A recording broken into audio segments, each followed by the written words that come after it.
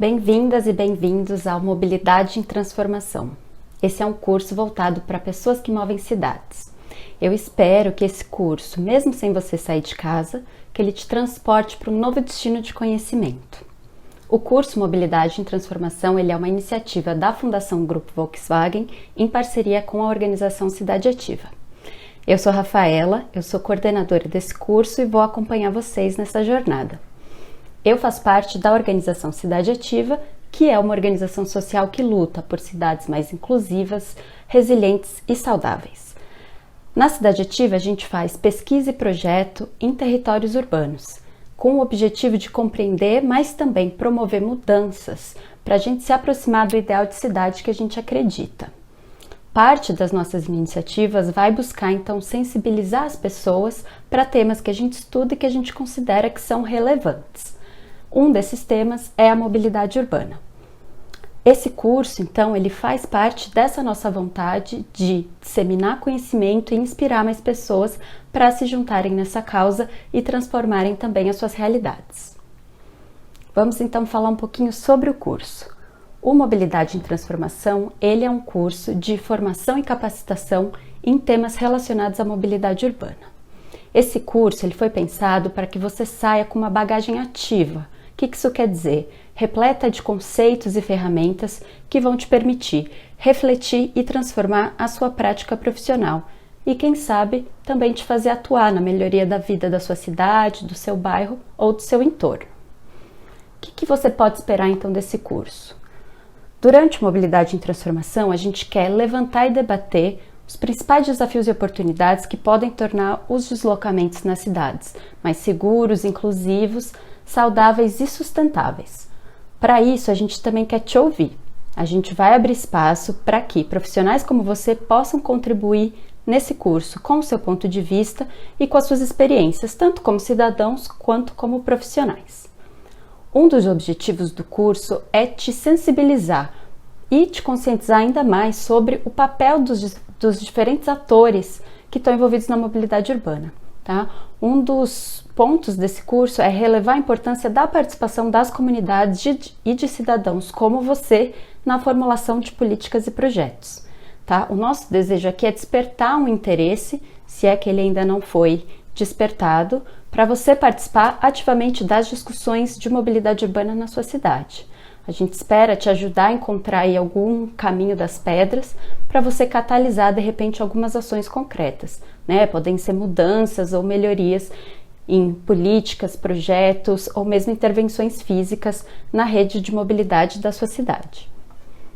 Vamos então falar um pouquinho da estrutura do curso. Bom, agora você já deve saber que todas as aulas do curso vão ser em formato online. A cada semana, uma videoaula como essa vai ser disponibilizada para você, junto com uma lista de referências. A ideia é que você possa se aprofundar em alguma leitura ou assistir algum vídeo de um tema que te interesse. Toda semana, a gente também vai te convidar para fazer uma atividade prática. Não se preocupe, é uma atividade bastante simples e rápida que tem o objetivo de te ajudar a refletir sobre o conteúdo disponibilizado em cada aula. Toda semana também a gente vai ter uma videochamada junto com o professor. Ele vai se conectar e você vai poder conversar com ele sobre algum tema, tirar alguma dúvida, aprofundar algum ponto ou ainda compartilhar as reflexões com o professor e com seus colegas que você teve ao longo da semana. Esse é um espaço bastante valioso que vai te permitir ir além do que já foi apresentado na videoaula. As aulas do curso são 8, então vão ser 8 semanas que a gente vai se encontrar aqui nesse espaço. Essas aulas elas estão divididas em 2 módulos. Um primeiro módulo, que tem 5 aulas, que vai trazer conceitos de mobilidade urbana. E as 3 últimas aulas elas vão ser focadas em ferramentas e metodologias para você colocar essa teoria em prática. Quando a gente começar o módulo 2, você também vai ser convidado a iniciar a elaboração de um projeto. Não se preocupe, quando chegar a hora, a gente vai detalhar todas as informações que você vai precisar para elaborar esse projeto. Cada videoaula dessa, ela também está dividida em partes. A ideia é que você tenha flexibilidade para escolher quando você quer assistir cada uma dessas partes e possa se organizar para isso. A primeira parte da aula ela vai trazer uma conceituação do tema. A segunda parte, ela vai estar focada em aprofundar o próprio tema na sua problemática, e a última e terceira parte da nossa aula vai trazer experiências inspiradoras. Cada aula tem um tema. A aula de hoje a gente vai te convidar a mergulhar com a gente numa introdução sobre as muitas possibilidades do que é a mobilidade urbana. A gente vai ver como ela se manifesta nas nossas cidades, no nosso dia a dia e em cada um de nós. A aula de hoje foi elaborada por nós da Cidade Ativa e vai ser apresentada por mim. Aproveite agora, faça uma pausa, levante, movimente um pouco o corpo, pega uma água e vem com a gente.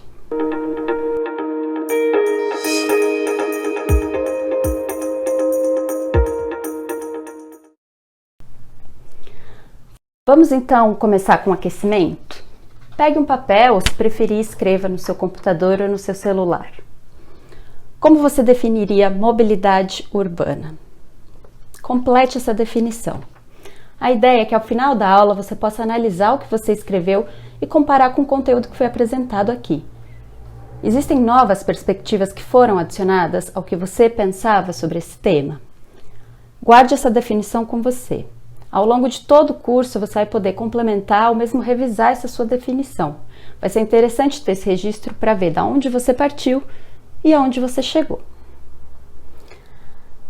A primeira coisa que eu queria contar para vocês é que não tem uma resposta correta para essa definição.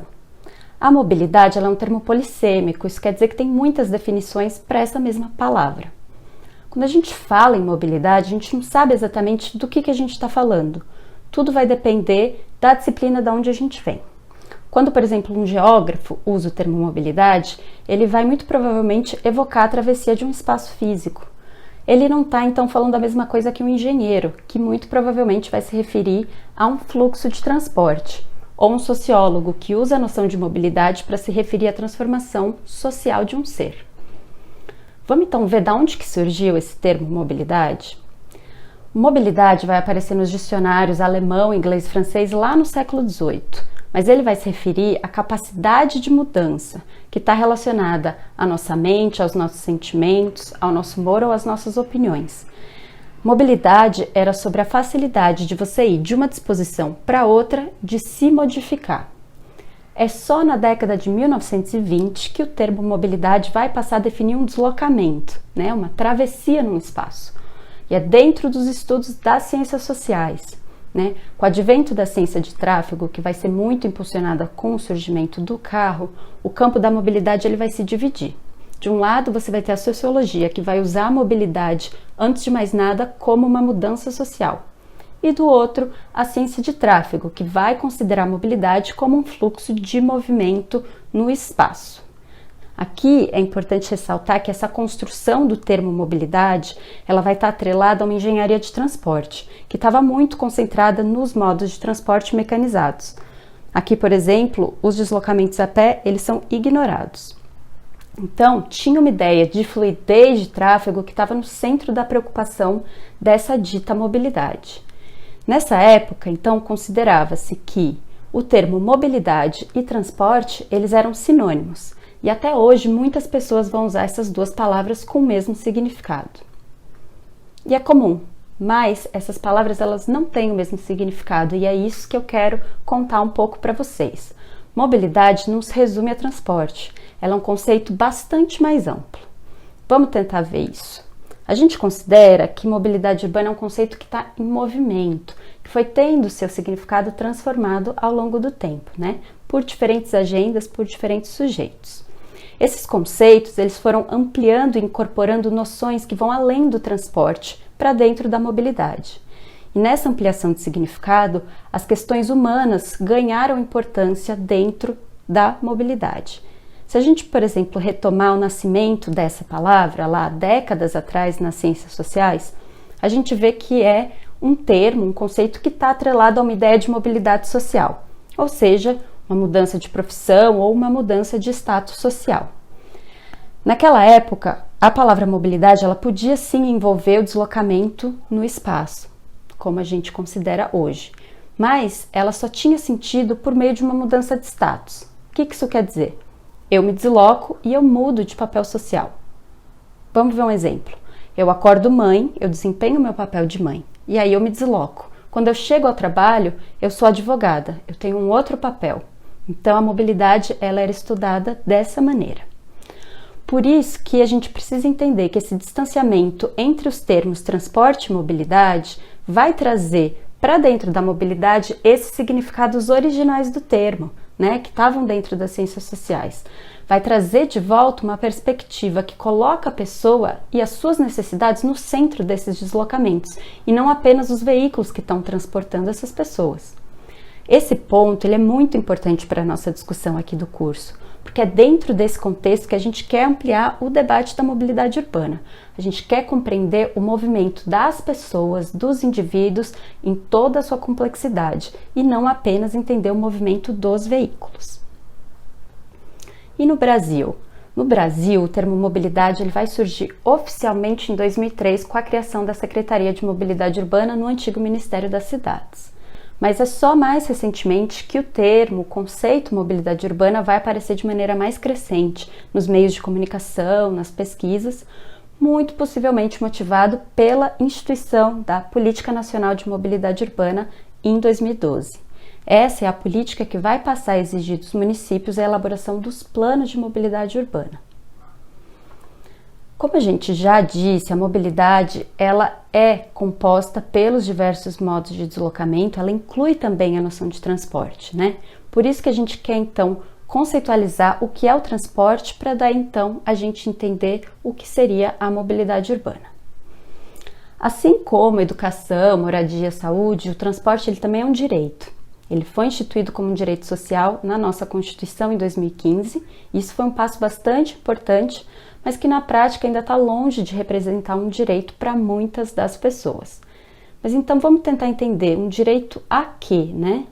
Segundo a Política Nacional de Mobilidade Urbana, ela define que o transporte ele é o conjunto dos modos e dos serviços de transporte que vão deslocar tanto pessoas quanto cargas numa cidade. E quais são, né, esses modos e serviços de transporte? Os modos de transporte urbano, eles são os diferentes tipos de transporte que a gente tem, como bicicleta, ônibus, trem, carro, táxi, entre outros. Aqui vale ressaltar que o modo a pé, ele também é um modo de transporte, tá? Ainda que algumas definições não incluam esse modo porque ele não possui um veículo. Para nós e muitos outros especialistas em mobilidade, que veem a mobilidade a partir da perspectiva da pessoa, o modo a pé ele deve sim ser incluído nessa definição e ele não pode ser negligenciado, tá? Pelo contrário, ele deveria ser priorizado dentro das políticas e dos projetos de mobilidade. A lei, ela também vai fazer a distinção entre os modos e serviços de transporte que são públicos e privados. A diferença entre um transporte público e privado, ela está no usuário desse transporte e não quem oferece esse serviço à população. Né? O que isso quer dizer? Que um transporte público ele pode ser ofertado por uma empresa privada, mas para ser público ele tem que ser um serviço que todo mundo pode usar, né? Sendo ele pago ou não. E o transporte privado, por outro lado, ele é um transporte que só pode ser usado pelo seu dono ou por quem aquele serviço permite. Ele não é um serviço aberto ao público. Vão ter outras definições ainda importantes dentro do que são os modos de transporte. Uma delas é a diferenciação entre os modos motorizados e não motorizados. Na lei, essa distinção é colocada dessa maneira. Por exemplo, a bicicleta e o modo a pé, elas são modos não motorizados. Mas hoje tem uma discussão que quer modificar o uso desse termo, porque os modos não motorizados reforçam o papel do veículo como protagonista. Então tem uma mudança para que a gente fale modos ativos. Quando a gente usa modos ativos, esse termo passa a enfatizar que é a pessoa que está fazendo um deslocamento. A gente também pode diferenciar os modos de transporte em coletivos e individuais, né? O próprio nome já diz. O transporte coletivo é aquele que é partilhado por pessoas que não necessariamente se conhecem, como o ônibus, e o individual é o modo de transporte de uma pessoa ou uma família, como um carro ou uma bicicleta. Mais recentemente vai surgir uma nova categoria, que é a dos transportes compartilhados, né? Ela passou a ser incluída já em algumas leis. O compartilhado é o transporte que ele é individual, mas ele é utilizado por várias pessoas. como, por exemplo, o sistema de compartilhamento de bicicletas, que já está em funcionamento em muitas cidades do Brasil, ou, por exemplo, o serviço de compartilhamento de caronas.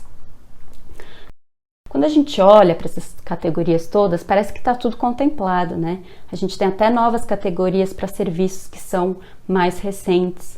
Então, por que será que a gente não pode usar transporte e mobilidade como sinônimos? É importante a gente entender o que está por trás da noção de transporte. Tem uma noção que inclui a eficiência, que vai usar, por exemplo, medidas de tempo, de velocidade para calcular fluxos, né? E a ideia é que esses fluxos eles sejam idealmente homogêneos e cada vez mais rápidos. Isso quer dizer que o transporte está focado em fazer as viagens serem mais eficientes e fluidas apenas. Vamos então agora mergulhar na mobilidade e tentar entender o que esse conceito traz. Bom, se o transporte ele é um sistema dos diversos modos que vai deslocar tanto pessoas quanto bens numa cidade, a mobilidade ela vai além.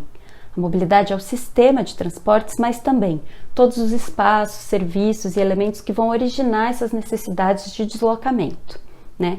Se a gente pegar uma definição de dicionário mais recente, a mobilidade vai estar definida como o poder se mover ou ser capaz de se mover. Então, a mobilidade traz essa ideia de que não basta existir uma oferta de transporte. As pessoas elas precisam ter a capacidade de chegar aos lugares que são necessários à vida urbana, né? Como, por exemplo, trabalho, escola, parque, hospital. As pessoas elas precisam conseguir viabilizar essas viagens que são essenciais para elas poderem exercer os seus direitos básicos de cidadãos. Vão ter alguns pesquisadores que vão também apontar para a mobilidade como uma noção que está ligada à acessibilidade, que aqui no caso seria a facilidade de você chegar a algum destino, né? A pergunta que está por trás aqui é: eu consigo chegar facilmente a esse lugar que eu preciso? E diferentemente do que propõe o transporte, a mobilidade ela não vai permitir a gente ir apenas de um ponto A a um ponto B, mas ela vai permitir a gente acessar oportunidades. É importante também ressaltar que a visão que a mobilidade traz para os deslocamentos é que uma viagem ela pode ter vários destinos, né? Eu posso, por exemplo, sair de casa, ir até a creche deixar uma criança, depois passar na padaria e só então chegar no meu trabalho. Essa seria uma viagem com vários destinos. É por isso, então, que a gente fala que essa noção de eficiência e fluidez do transporte, ela não dá conta de abarcar os aspectos mais subjetivos dos deslocamentos, né? Ainda que a origem e o destino seja o mesmo, cada pessoa vai organizar, avaliar ou mesmo experimentar o seu trajeto de maneiras completamente diferentes. Se a gente voltar agora para a Política Nacional de Mobilidade Urbana, ela também vai definir o que é a mobilidade. Segundo ela, é a condição em que se realizam os deslocamentos de pessoas e cargas no espaço urbano. Então vamos tentar entender o que são essas condições, né? Como a gente viu, o transporte ele é o modo ou serviço que vai deslocar uma pessoa ou uma carga. Pode ser a bicicleta, o ônibus, o carro e também o modo a pé. Na mobilidade, a gente vai precisar de mais características para qualificar esse deslocamento, né? Aqui também a gente define qual é esse modo, mas mais do que isso, a gente vai olhar para quais são as opções todas disponíveis para que eu possa fazer essa viagem entre A e B, né? Quem é a pessoa que faz esse deslocamento? Quais são as características, as habilidades e as necessidades dessa pessoa? Quais são os motivos dessa viagem? É uma viagem para chegar ao trabalho, a um lugar de lazer, para fazer alguma compra? Quanto tempo e quanto custa essa viagem? Ou ainda qual que é a emissão de poluentes na atmosfera que essa viagem traz? E ainda, como a gente disse, e se for necessário um novo destino? E se eu precisar parar também em C? A mobilidade, né? A gente diz que não é uma maneira de se deslocar, ela é um sistema de possíveis modos de transporte e de deslocamento. A gente vê a mobilidade como uma rede, e é por isso que uma mesma viagem ela deveria poder ser feita ou realizada de diferentes jeitos, usando um ou mais modos de transporte. Por isso que dentro do conceito da mobilidade, a integração dos diferentes modos ela é fundamental. Quando a gente integra os diferentes modos de transporte, as opções para uma mesma viagem elas vão se multiplicar e vão facilitar os deslocamentos. Isso é o que a gente chama de viagens intermodais, viagens que são feitas com mais de um modo de transporte. A maneira como as cidades vão ser planejadas vai ter uma relação direta com a mobilidade de pessoas e cargas num território. Isso é bastante importante. Vamos tentar entender. Uma cidade que é mais compacta ou que está concentrada num território, ela vai promover muitas vezes viagens que são mais curtas. Por quê? Porque as origens e os destinos vão estar mais próximos, né? A moradia e os lugares necessários para a vida urbana vão estar mais próximos. Isso muitas vezes vai significar viagens com menor tempo. Ao mesmo tempo, uma cidade mais compacta ela vai tornar mais convidativos os modos a pé ou de bicicleta, ou ainda vai melhorar a eficiência do transporte coletivo. Por isso que muitas cidades têm planejado diminuir essas distâncias percorridas, né? Seja limitando o crescimento urbano para além das áreas já consolidadas, seja incentivando a aproximar moradia e emprego. Do outro lado, a gente tem as cidades espraiadas, que são cidades que estão espalhadas no território, e elas vão apresentar obstáculos maiores ao deslocamento de pessoas, né? Isso muitas vezes vai significar maiores tempos de viagem e, ao mesmo tempo, vai tornar menos convidativos os modos a pé e de bicicleta. Junto disso, quando a gente tem uma concentração de empregos e serviços numa mesma área dessa cidade espraiada, o planejamento dessa rede da mobilidade ele vai se tornar muito mais complexo. Isso quer dizer que vai ter um grande número de pessoas se deslocando para o mesmo lugar, nos mesmos horários de pico, congestionando a rede e tornando quase que todos os modos muito menos atrativos. Tem 4 temas que são transversais à mobilidade que a gente considera de extrema importância. Esses 4 temas eles vão ser o foco das nossas próximas aulas, nas quais a gente vai aprofundar os conceitos e também trazer experiências. Mas a gente não pode deixar de falar aqui nessa aula inaugural que mobilidade também é sobre promover inclusão, segurança, saúde e sustentabilidade. A mobilidade ela é um campo que é fundamental para a gente trazer melhorias sociais, de saúde pública e ambientais nas nossas cidades. É através da mobilidade que a gente pode, por exemplo, aprimorar o acesso das pessoas aos serviços e infraestruturas de uma cidade, que a gente pode proteger as pessoas de lesões, mortes e violências. É também através da mobilidade que a gente pode melhorar a qualidade do ar, promover saúde e qualidade de vida e ainda mitigar o impacto dos nossos deslocamentos no meio ambiente. Eu queria então fechar essa primeira parte da nossa aula trazendo uma reflexão para compartilhar com vocês. A raiz etimológica das palavras mobilidade e motivação ela é a mesma, tá? Ambas as palavras vêm do latim movere. A gente poderia então compreender que quando a gente se move, quando a gente se desloca, a gente está em busca de algo que nos falta, né? A gente é impulsionado por aquilo que nos move e ao mesmo tempo a gente é influenciado pelas condições e oportunidades que vão ser oferecidas para a gente. A gente falou agora nessa primeira parte da aula muito sobre como a mobilidade deveria dar conta de satisfazer as diferentes necessidades de todas as pessoas nos seus deslocamentos, né? Mas ela também precisa ir além, ela precisa dar conta de satisfazer as nossas motivações, as nossas vontades e os nossos desejos também. Por isso que eu deixo aqui uma reflexão. Que mobilidade urbana é essa que pode dar conta das nossas necessidades, mas também dos aspectos mais subjetivos dos nossos deslocamentos, né? E, portanto, que cidade seria essa que poderia criar oportunidades, mas também nos motivar e nos convidar ao movimento e à ação? Vou deixar uma sugestão. Reflita um pouco sobre isso antes de seguir para a próxima parte da nossa aula e traga algumas dessas reflexões para a nossa sessão de mentoria dessa semana.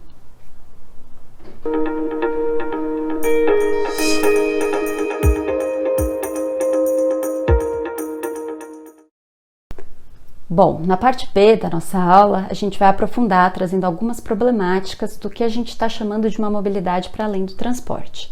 Eu queria convidar você para a gente pensar, então, na prática, o que quer dizer que a mobilidade urbana ela vai além do transporte? Se a gente está falando, né, de incorporar as possibilidades de acesso às oportunidades da vida urbana, não bastaria então a gente fazer melhorias no conjunto dos modos e dos serviços de transporte de uma cidade?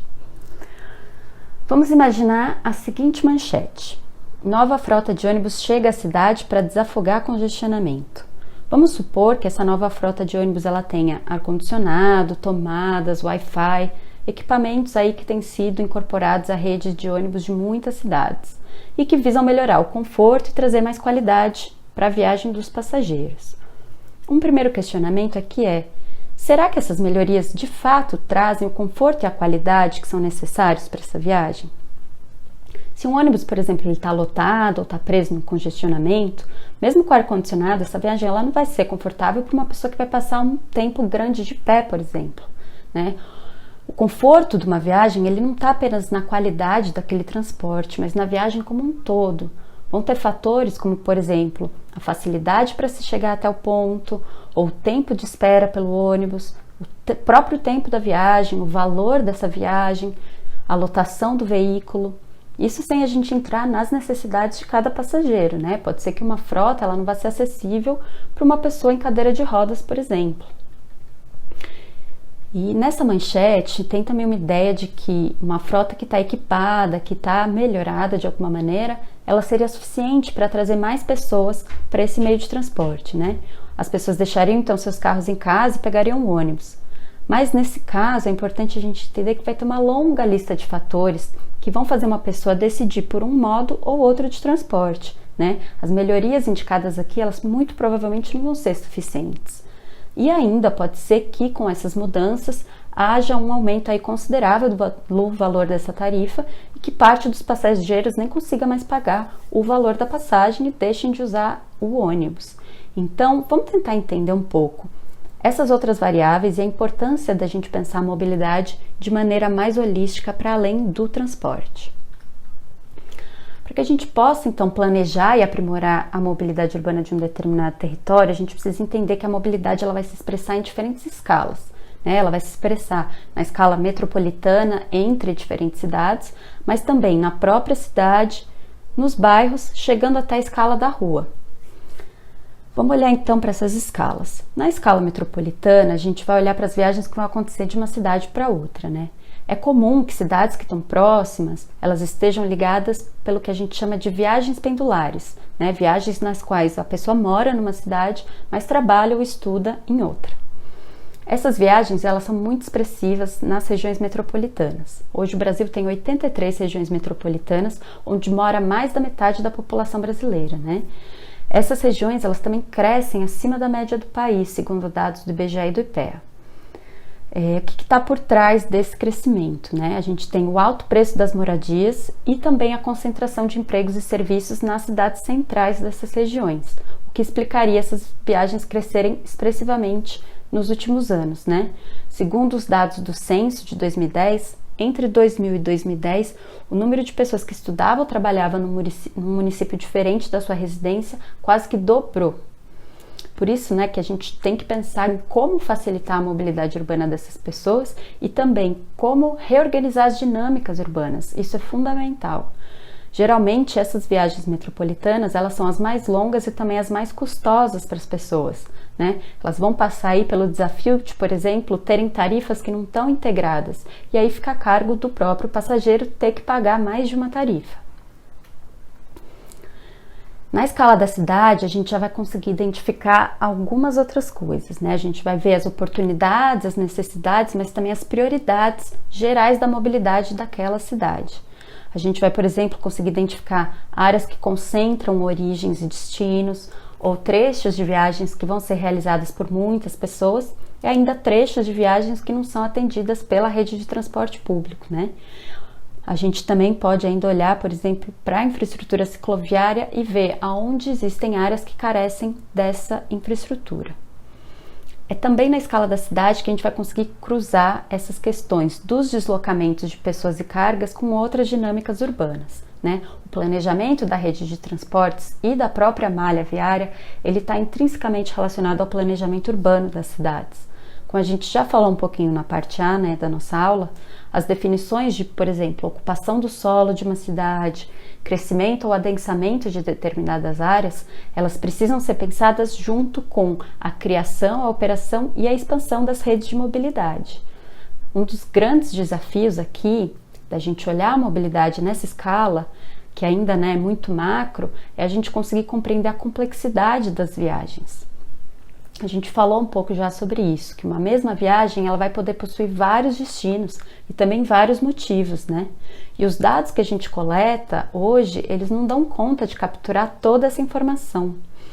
As pesquisas origem e destino, que são pesquisas que coletam os dados das viagens de uma cidade ou até de uma região, eles muitas vezes priorizam os grandes deslocamentos, né? Que são viagens do tipo casa-trabalho e desprezam as minúcias de uma viagem que inclui, por exemplo, a caminhada para deixar uma criança na creche ou aquela parada no mercado para fazer compras. No fim, a gente trabalha com dados que simplificam a viagem, mas que não retratam fielmente o padrão de deslocamento das pessoas naquele território.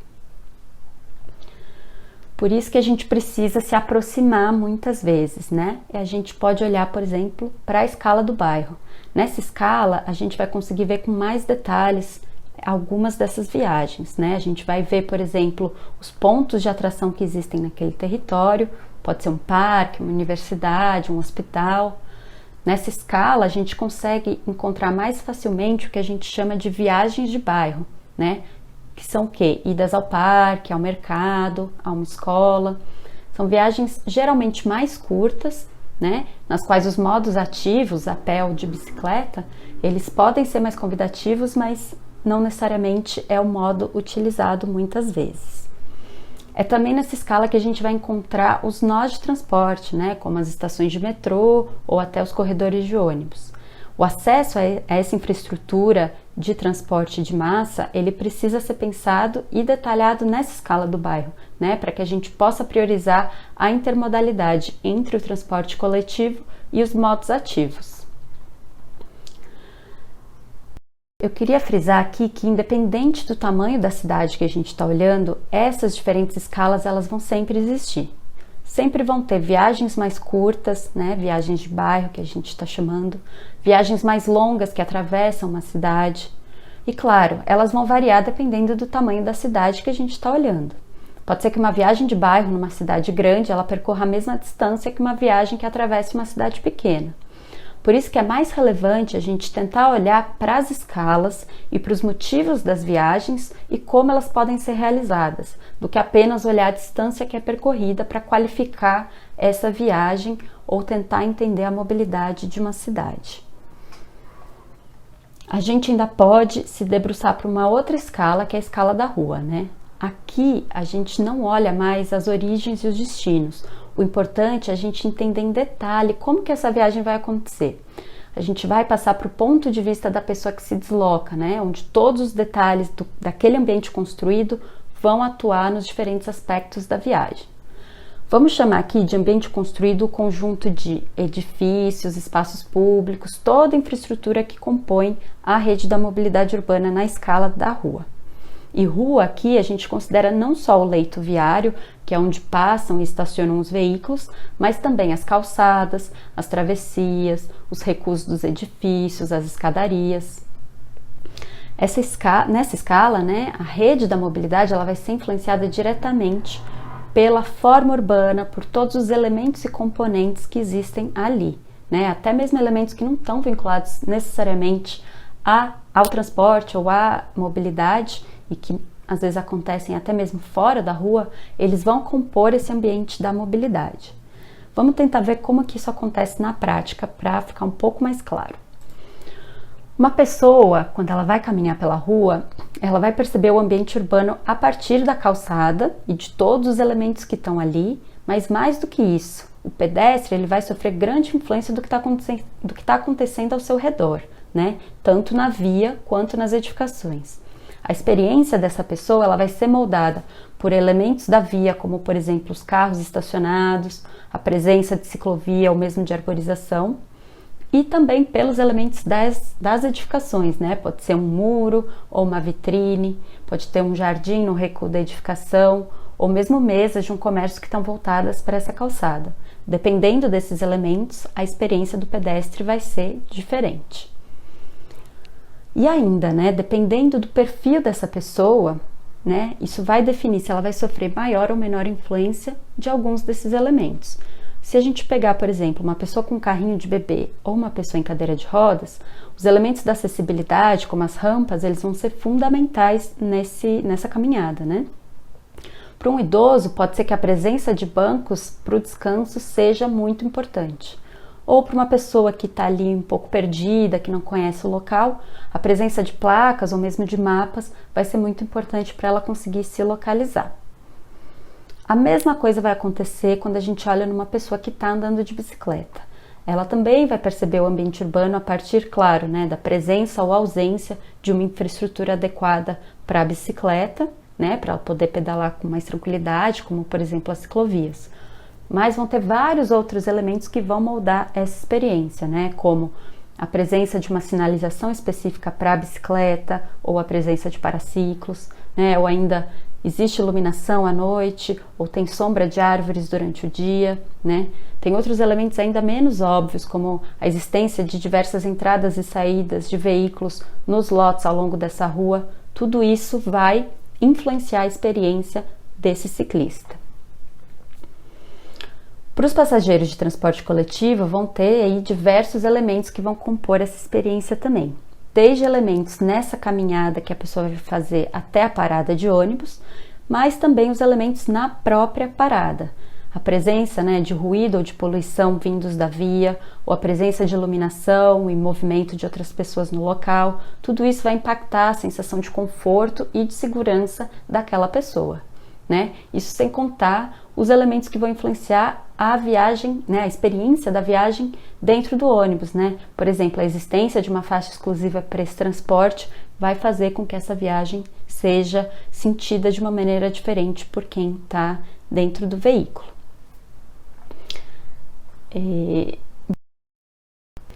A gente está olhando para as condições, né, espaciais da rua, que são essenciais nessa experiência de deslocamento, mas a gente ainda precisa considerar alguns outros fatores.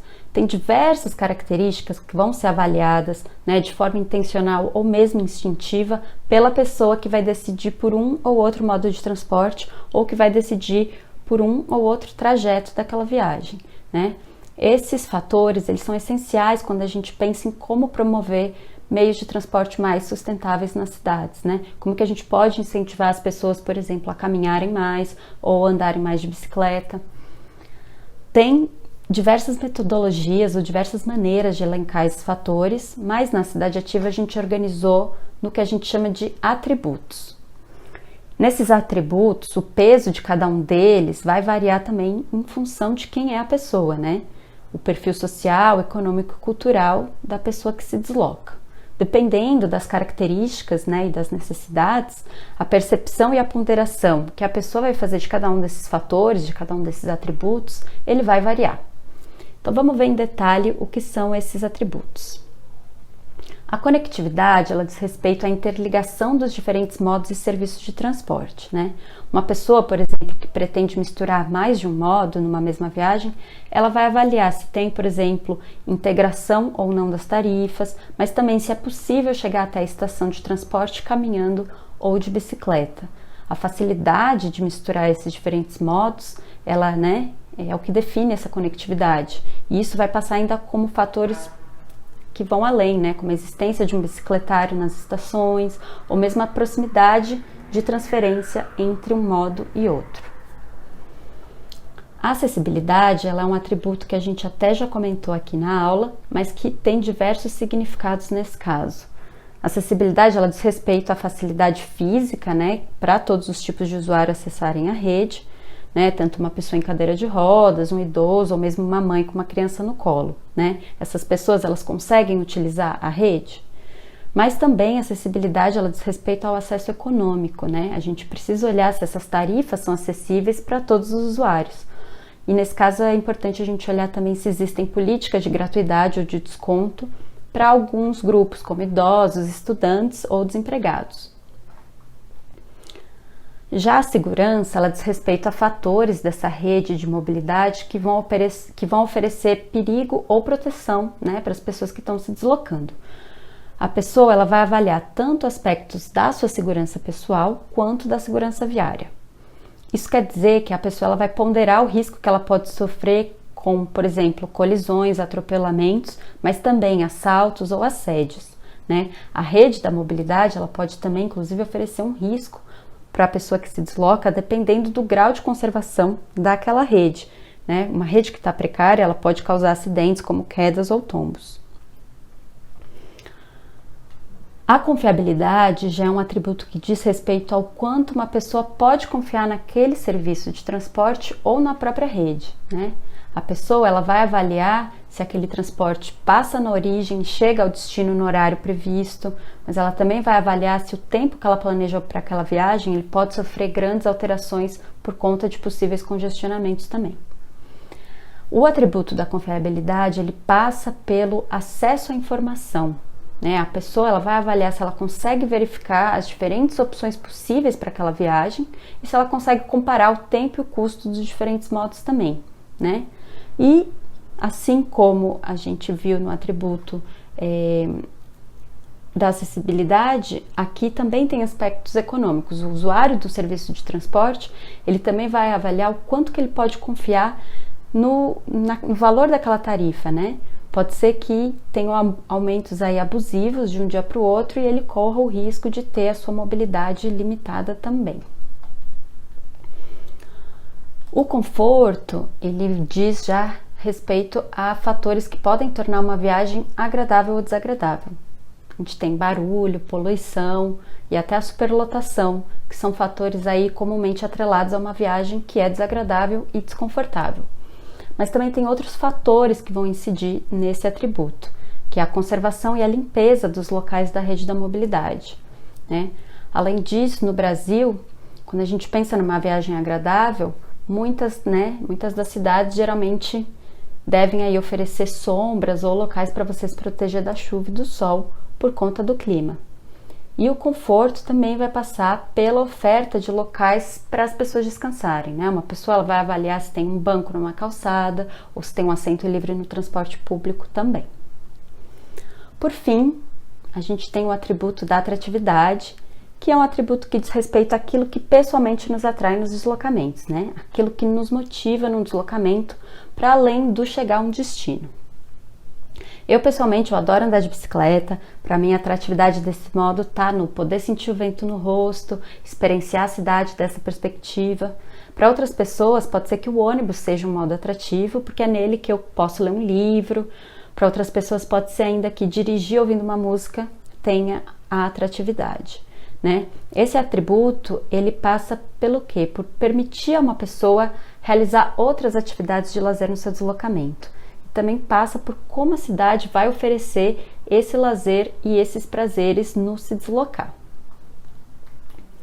Quando a gente amplia, né, a discussão da mobilidade, a gente consegue compreender que tem diversas outras funções para além do deslocamento numa viagem, né? A mobilidade, ela vai permitir que a gente também repense a apropriação dos espaços públicos das nossas cidades, e isso é muito importante, né? Quando a gente pensa em espaço público, a rua, ele é o espaço público fundamental, né? Muitas vezes a gente esquece disso, principalmente porque a rua, ela foi tendo a sua função aí modificada ao longo das últimas décadas, servindo muito para a circulação dos veículos. Mas na sua essência, a rua, ela é um espaço de convívio, ela é um espaço de lazer, de troca, de manifestações, né? E não só a rua, mas também escadarias, passagens, vielas, todos esses outros espaços da mobilidade. Quando a gente passa para olhar, né, quando a gente passa a olhar para os deslocamentos para além do transporte, né, para além dessas noções de eficiência ou de fluxo, a gente consegue retomar essa função primordial da rua, que é a do lazer, né? E a gente consegue pensar em como se reapropriar desses espaços públicos também para essas funções, né? Quando a gente diz que mobilidade tem muitos significados, é sobre isso também, né? Mobilidade, ela pode ser um convite para você parar e ficar, para você sentar, usufruir daquele espaço de passagem, usufruir daquele espaço para o lazer também. Aqui é importante lembrar que muitas vezes a rua vai ser o único lugar que algumas pessoas vão ter para esse lazer, né? E que algumas crianças vão ter para brincar, por exemplo, né? Muitas vezes a gente vê pessoas praticando corrida ou crianças brincando de pega-pega ou jogando bola. Esses usos da rua, eles não podem ser esquecidos, eles não podem ser negligenciados e a gente precisa incorporar isso no planejamento da rede da mobilidade. Bom, agora eu queria convidar vocês para a gente voltar para a nossa manchete, né? Depois da gente ver como que essa mobilidade urbana pode se expressar nas mais diferentes escalas, nos mais diferentes elementos e de diversas maneiras para cada pessoa, eu queria convidar você para a gente olhar para essa manchete e pensar, né? Quando a gente se depara com todas essas camadas e fatores da mobilidade, a gente consegue entender que essa manchete ela parece contar uma história que não existe, né? De que seria muito simples a gente resolver um dos grandes incômodos dos centros urbanos, que é o trânsito, né? Tem tantos fatores que vão estar relacionados com o progressivo aumento do congestionamento nas vias, ou mesmo o uso crescente do carro, né? A queda no uso do transporte público, que se a gente melhorar apenas alguns aspectos do transporte, isso não vai ser suficiente para a gente trazer uma melhoria efetiva para a mobilidade urbana de uma cidade. Bom, eu queria te convidar agora para a gente passar para a última parte da nossa aula e olhar algumas experiências que são inspiradoras e que estão rompendo com uma visão simplista dos deslocamentos nas cidades, né? São aí experiências que estão buscando ações para além do transporte.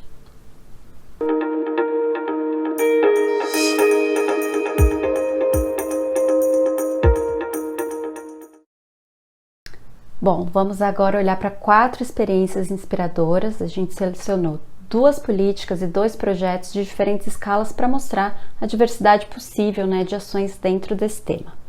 Então, tem 2 experiências de políticas que incluem ações tanto no marco regulatório institucional quanto no planejamento estratégico de 2 cidades, aqui no caso São Paulo e Paris. Apesar de serem 2 metrópoles, né, essas experiências elas têm vários elementos que são possíveis de serem transpostos para cidades de menor porte também. Então vamos começar olhando para a experiência da integração de estratégias de mobilidade no planejamento urbano da cidade de São Paulo. O plano diretor, ele é uma lei que vai orientar o crescimento e o desenvolvimento de uma cidade. Em 2014, o Plano Diretor de São Paulo ele passou por uma revisão que definiu diversos objetivos e o uso de alguns instrumentos urbanísticos que são bastante relevantes. Vale lembrar que a elaboração de um plano diretor ela é obrigatória para municípios com mais de 20 mil habitantes, ou seja, diversos desses instrumentos podem ser implementados em muitas cidades do Brasil. Um dos grandes objetivos da revisão desse Plano Diretor de São Paulo foi orientar o crescimento da cidade de forma mais sustentável para que emprego e moradia pudessem estar mais próximos, né? Diminuindo então os deslocamentos diários. Essa experiência de São Paulo, ela mostra a importância da gente conseguir integrar as estratégias de planejamento urbano e os objetivos de uma mobilidade urbana mais sustentável, né? Equilibrando então essas dinâmicas urbanas. O plano ele vai definir diversas estratégias de desenvolvimento, aplicando alguns instrumentos nas diferentes áreas da cidade, né? Muitas delas estão relacionadas à mobilidade urbana e eu queria mostrar algumas delas para vocês. O plano ele vai definir então um instrumento que quer incentivar a construção de usos não residenciais em áreas com alta concentração de moradia, para, como a gente disse, reduzir as distâncias dos deslocamentos. Nessas áreas, então, tem instrumentos que vão permitir a construção de 4 vezes mais do que no restante da cidade, sem ter que pagar uma contrapartida financeira para isso. A ideia, então, é atrair as pessoas para a construção de empregos nessas áreas da cidade. O plano também vai definir alguns instrumentos para arrecadar fundos e investir em melhorias urbanas, né? Como que ele vai fazer isso? Nesse novo plano diretor, é permitido em toda a cidade você construir uma vez a área do terreno. Se o empreendedor ele quiser construir mais, ele precisa pagar uma contrapartida financeira e ele só pode construir até um limite estabelecido, né? Essa contrapartida financeira ela vai para um fundo municipal que só pode ser utilizado para equipamentos públicos, praças, transporte, drenagem, habitação social. E que é relevante aqui para a gente? Que 30% desses recursos, desse fundo, eles precisam ser usados para implantação de transporte público, construção e manutenção de ciclovias ou calçadas, né? É um ganho super importante para a mobilidade urbana sustentável, mas que ainda tem a sua aplicação em risco, porque houveram já diversas tentativas de alterar especificamente esse artigo da lei, tá? E tem um terceiro instrumento que é interessante de olhar, que foi a demarcação de áreas estratégicas ao longo de eixos de transporte público, né, como os corredores de ônibus, metrô e trem. Qual que é a ideia? Aplicar alguns parâmetros urbanísticos específicos nessas áreas para promover a otimização dessa infraestrutura de transporte que já está disponível, né? Como? Tem, então, incentivos para a implantação de edifícios de uso misto, misturando, então, usos residenciais e comerciais, e também incentivos para a mobilidade a pé, né? Ele propõe, então, a promoção de fachadas ativas e define uma largura mínima de calçada nesses locais. E o plano também vai definir incentivos para a otimização do transporte nos arredores, como ele vai limitar o número de vagas de estacionamento nos novos empreendimentos, né, desestimulando então o uso do automóvel, e vai tentar trazer mais pessoas para morar nesses locais. Então ele define um número mínimo de unidades residenciais que cada novo empreendimento precisa ter. São instrumentos bastante relevantes e que já foram aí reconhecidos internacionalmente, inclusive. Vamos dar continuidade e vamos olhar a experiência da cidade de 15 minutos de Paris. A cidade de 15 minutos é um compromisso que a atual prefeitura assumiu, né, e que visa ser alcançado através de um conjunto aí de ações específicas. O que essa ideia quer? Ela quer reorganizar os bairros para que os moradores possam encontrar qualquer serviço essencial perto da sua casa. Isso quer dizer, a 5 minutos de bicicleta ou a 15 minutos a pé. O que são esses serviços essenciais? Inclui trabalho, compras, lazer, estudos. Tudo isso deveria ser possível de ser feito sem a necessidade de pegar o carro ou o transporte público. A ideia que está por trás dessa cidade de 15 minutos é limitar as viagens para reduzir o nosso impacto ambiental e, ao mesmo tempo, melhorar a qualidade de vida nos centros urbanos, né? Lembra que a gente falou na parte A da nossa aula sobre as cidades compactas? Essa experiência ela quer promover isso, cidades compactas de 15 minutos dentro do seu território. Vamos ver como que essa reorganização vai funcionar. Tem então a ideia de transformar tanto o espaço da rua quanto o uso dos terrenos da cidade, né? Nas ruas, claro, a ênfase é a mobilidade ativa, então ele prevê adaptar as ruas à bicicleta e alargar as calçadas para os pedestres, e também eles querem implementar uma rede de ruas verdes com jardins que sejam acessíveis para todos os moradores a menos de 200 metros da sua casa. Para isso, eles vão precisar do espaço das vagas de estacionamento, que vão ser usadas para essa vegetação, mas também para o uso do comércio se abrir para a rua, né? É importante frisar que não se trata de construir novos equipamentos, né? A ideia da cidade de 15 minutos, ela quer reaproveitar o que já existe, os chamados recursos ocultos da cidade, né? São essas diversas infraestruturas que já são de domínio público e que estão aí disponíveis. A ideia é transformar esses lugares para que eles possam abrigar mais de uma atividade ao invés de só uma. Vamos ver um exemplo, né? Essa ideia, ela vai se concentrar, por exemplo, nas escolas. O plano, então, é abrir as escolas para esses novos usos, se apoiando num projeto já existente que reforma e vegeta os pátios das escolas, né? É uma iniciativa chamada Pátios Oásis. A ideia, então, é abrir esses pátios fora do horário escolar para acomodar atividades lúdicas, esportivas e até mesmo culturais dos moradores, né? Então, a prefeitura já começou a testar a abertura desses pátios fora do horário escolar no início desse ano e está, então, fazendo monitoramento e avaliação de como expandir isso para a cidade toda. Queria frisar que, apesar da gente estar trazendo uma experiência internacional aqui, essa ideia de abrir as escolas, ela já existe no Brasil e em diversos outros lugares do mundo, tá? A abertura das escolas públicas fora do horário de aula já é uma realidade que permite diversas comunidades fazerem uso desses espaços e amplia as opções de lazer, principalmente em áreas que carecem de espaço público, tá? Por fim, essa experiência da cidade de 15 minutos, ela vem a calhar com a atual crise sanitária que a gente vive, né?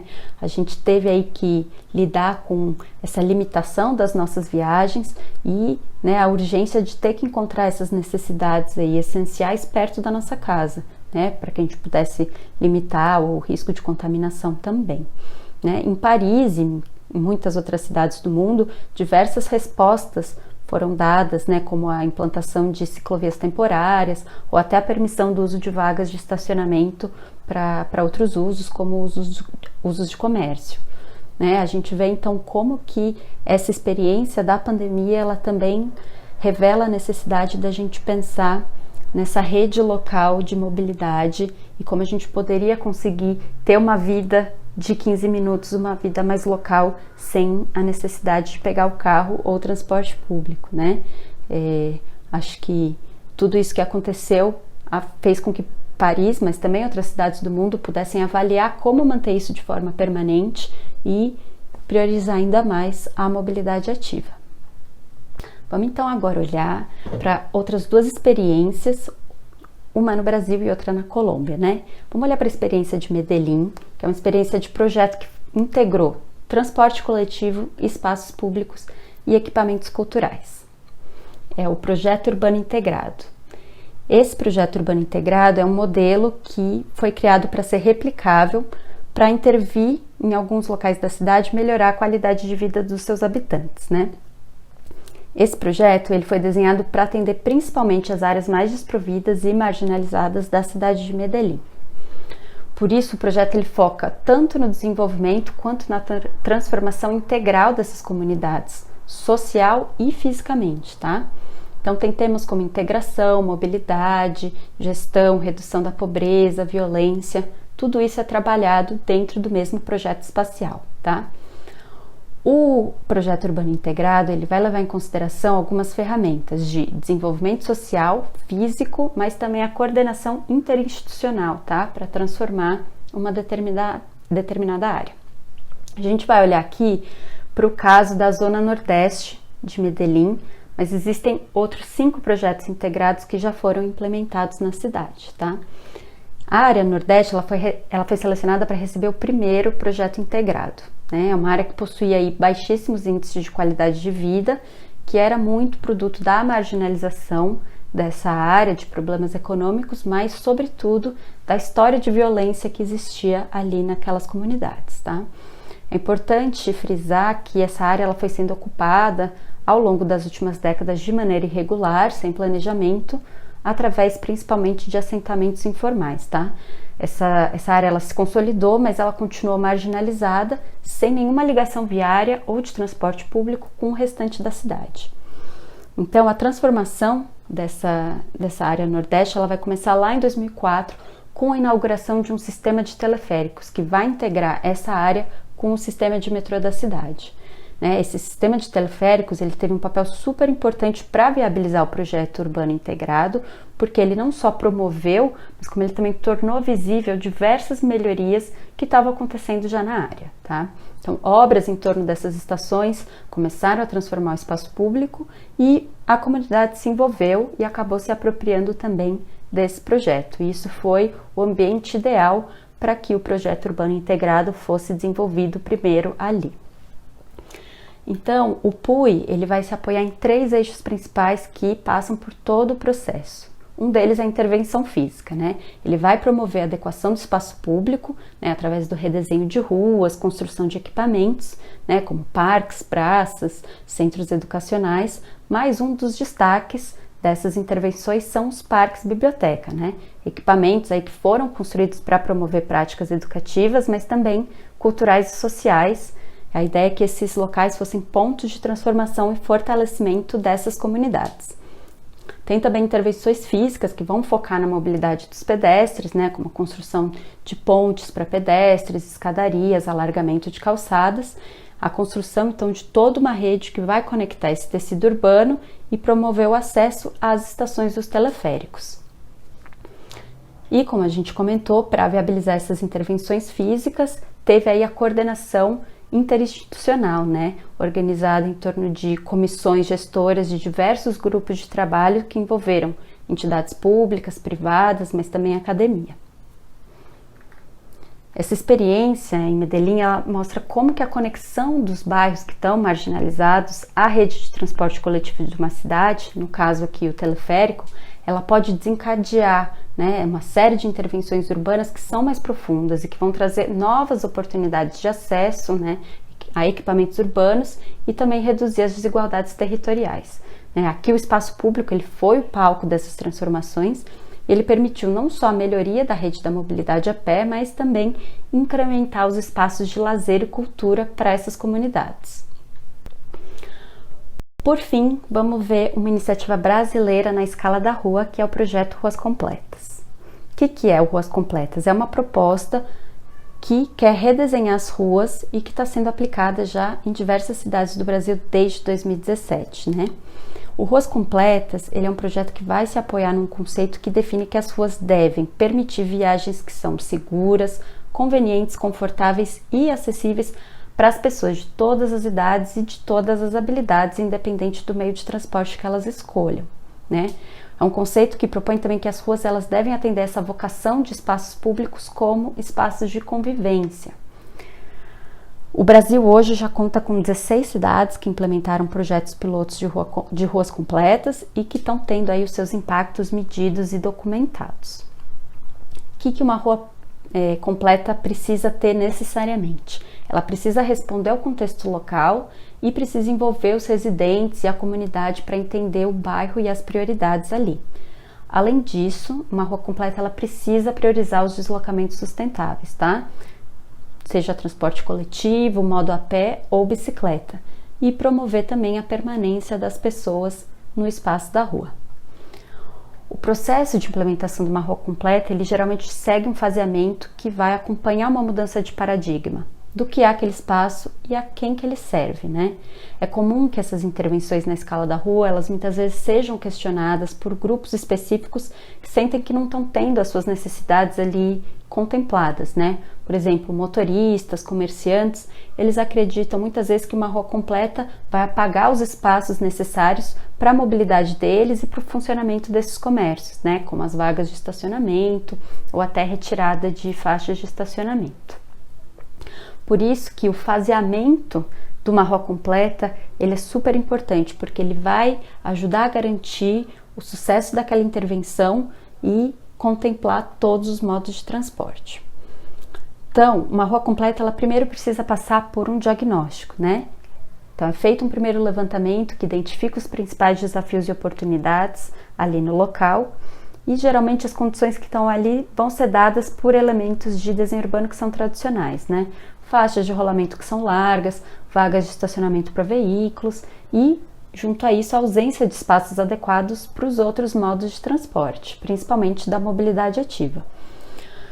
Mas é importante que esse diagnóstico ele ouça todos os usuários e contemple as necessidades de todo mundo, né? Por exemplo, a retirada da vaga de estacionamento ela pode ser necessária para abrir espaço para os outros modos, mas pode ser necessário deixar, por exemplo, alguma vaga de carga e descarga para o comércio ou um ponto de táxi, né? Assim que essas necessidades todas são contempladas nesse projeto de redesenho, ele segue para a implantação de um projeto piloto, né? A ideia que está por trás de uma rua completa é revelar que, diferente do que a gente geralmente pensa, não é tão difícil alterar uma rua, né? Tem coisas que são fáceis de serem implementadas. A gente pode modificar o meio-fio, as divisões dos espaços da rua, eles podem ser realizados facilmente, né? Além disso, tem modificações operacionais e de sinalização que são muito rápidas de serem implementadas, como, por exemplo, reduzir o limite de velocidade de uma via, né? Então, a ideia do projeto piloto é testar essa nova distribuição do espaço usando materiais de baixo custo, né? Então, tem ideias como parklets, canteiros, calçadas e ciclovias temporárias, até mesmo mobiliário urbano, que são incluídas nessa fase. E essas transformações, que são transformações leves, rápidas, baratas, elas têm o potencial de revelar os benefícios dessa reconstrução no curto prazo, né? Ao mesmo tempo que vai permitir que a cidade teste e ajuste esse desenho proposto. Por fim, é feita a intervenção permanente, né? A transformação completa da rua, ela vai poder incluir novos sistemas mais robustos, como drenagem, gerenciamento de águas pluviais, ciclovias elevadas, calçadas mais largas. Esses são elementos permanentes que muitas vezes vão ajudar a acalmar o tráfego, como é o caso dessas intervenções aqui de Fortaleza. Essas experiências de ruas completas, né, que aconteceram aí em diversas cidades do Brasil e em diversos contextos, elas mostram como que uma mesma metodologia de projeto ela pode ser replicada, né, com o mesmo objetivo comum, mas que respeite as características locais de cada rua. A gente vê aqui pelas fotos que cada rua completa ela é diferente dependendo de onde ela foi implementada, né? E chegamos ao fim da nossa primeira aula. Eu espero que você tenha se inspirado aí com os conceitos e as experiências que a gente mostrou e que esteja animado para continuar a aprofundar os seus conhecimentos nessa jornada, tá? Eu deixo aqui o trecho de uma música que eu gosto bastante, que me inspira quando eu penso no que a mobilidade significa para mim. Toda vez que eu dou um passo, o mundo sai do lugar. A gente se vê na próxima aula.